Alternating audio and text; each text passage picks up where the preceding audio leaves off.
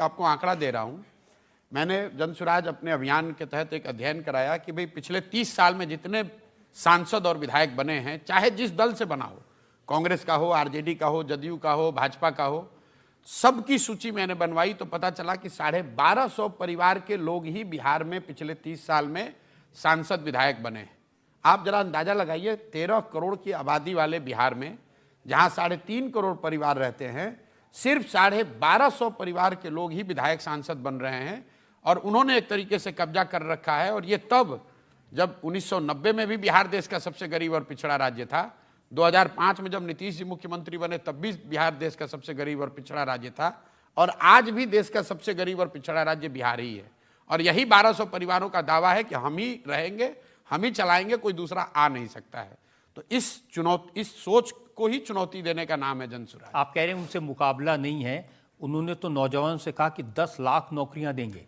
पूरे बिहार में चपरासी से लेकर मुख्य सचिव तक जो लोग सरकारी नौकरी में हैं, उनकी टोटल संख्या है 23 लाख।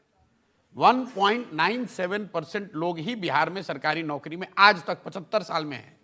और आप कह रहे हैं कि हम 10 लाख एक दिन में दे देंगे, कैसे संभव है? और अगर मान लो 10 लाख आपने दे भी दिया, मान लो एक बार को, तो 23 लाख बढ़ के हो जाएगा, 10 लाख और बढ़ा लो, 3% हुआ। 97% बिहार का तो फिर भी कुछ नहीं होने वाला है। 40% लोग तो बिहार में भूमिहीन है, उसके लिए क्या कर रहे हो?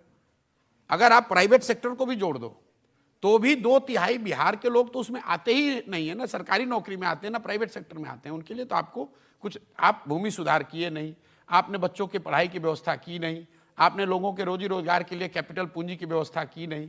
तो ये सिर्फ सरकारी नौकरी दे देंगे और हम राजा हैं, 10 लोगों को नौकरी दे देंगे, उससे जनता वोट देती नहीं, तो बेवकूफ़ बनाने वाली बात है। आप बताइए, 75 साल में 23 लाख नौकरी, और ये कह रहे हैं हम 75 दिन में दे देंगे 10 लाख नौकरी। टोटल फर्जी बात करता है आदमी। आप 9वीं